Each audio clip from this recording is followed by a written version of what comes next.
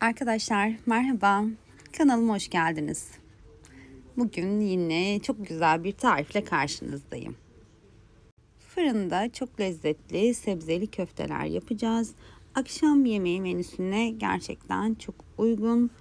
Sizleri hiç bekletmeden hemen tarifimin yapım aşamasına geçiyorum. Önce bir tavaya bir miktar sıvı yağ ilave ediyorum. Zeytinyağı da olabilir tabii. Bir su bardağının 4'te 3 oranında pirincim var. Pirinci öncelikle yıkadım. Sonrasında da yağımın ve tavamın içerisine atıyorum. Üzerine bir su bardağı su ilave ediyorum. Yani pilav pişirir gibi bir miktarda tuz ilave ediyorum. Ve yumuşamasını sağlıyorum pirinçlerimin. Orta ateşte pişirebilirsiniz. Ara ara da karıştırmanızı öneriyorum. Üzerine herhangi kapak vesaire bir şey örtmenize de hiç gerek yok. Sonrasında da bir orta boy lahanam var. Hatta küçük bile sayılabilir. Öncelikle ortadan ikiye bölüyorum. Lahanamı normal salata yapar gibi ince dilimler halinde doğrayacağım. Yarım lahana kullanacağım bu arada. Yarısı yeterli olacaktır. İnce ince kıyıyorum gördüğünüz gibi. Videomun başında da söylediğim gibi gerçekten bol sebzeli bir tarif olacak bu. Ben zaten sadece et değil de etin sebzelerle buluşmasını çok seviyorum. Bence lezzet olarak ekstra uyumlu oluyorlar. Ya da hepsi bir arada bir tarif oluyor. Fırında özellikle birleşince bütün sebzeler ve et, kıyma her ne yapıyorsak tavuk da tabii buna dahil gerçekten çok daha lezzetli oluyorlar. Doğradığım lahanalarımı genişçe bir kaseye alıyorum. Üzerine 2 su bardağı su ilave ediyorum. Bunlar bir kenarda beklesin. Şimdi sıradaki sebzem mor soğan. Ben mor soğanı da bir adet yeterli olacaktır. Yine ince ince doğruyorum. Bildiğiniz gibi zaten hiçbir zaman köfteyi tek başına bir ana yemek gibi düşünemiyoruz ya da masaya koyamıyoruz.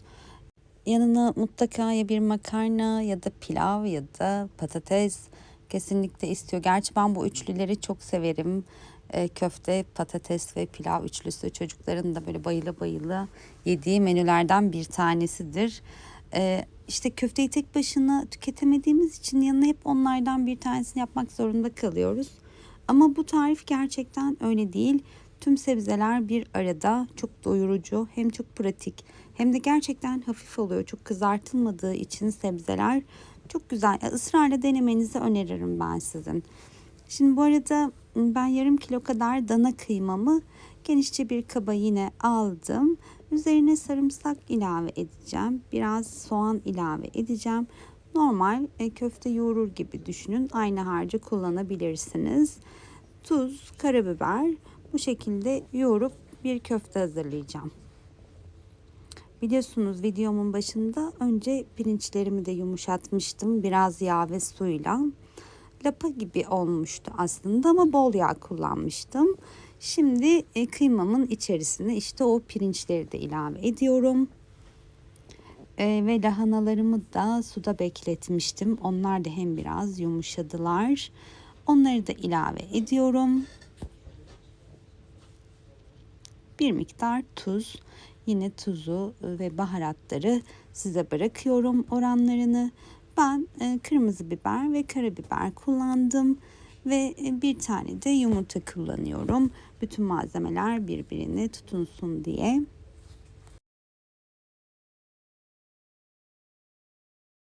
Spatula yardımıyla da karıştırabilirsiniz. Elinizde de bunu yoğurabilirsiniz, karıştırabilirsiniz.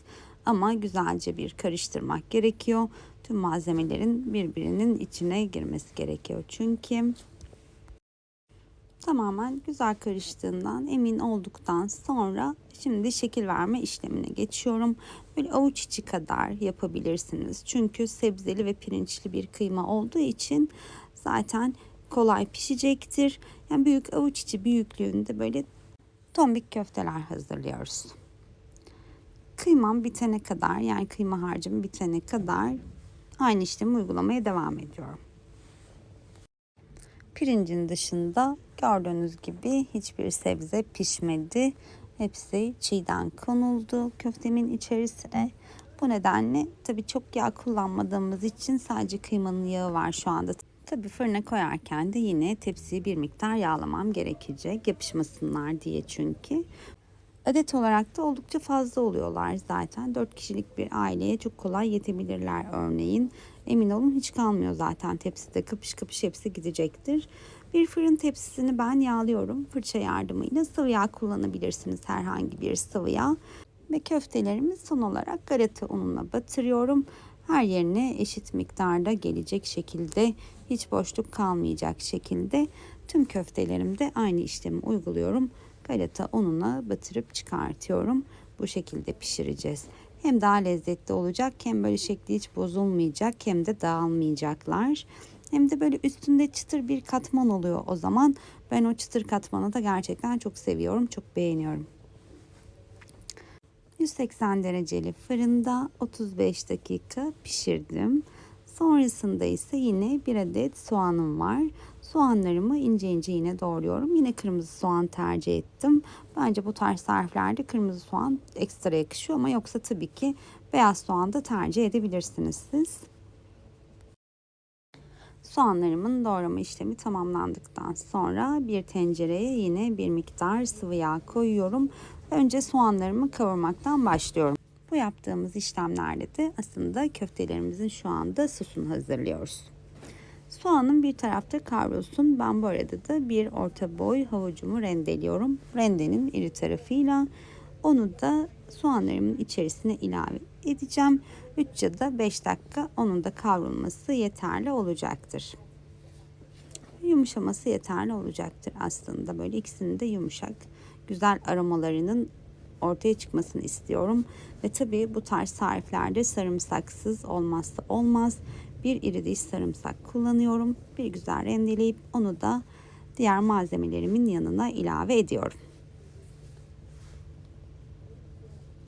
Yine karıştırmaya devam ediyorum. Bolca karıştırmalı bir tarif. Bütün sebzeler birbirine karışsın.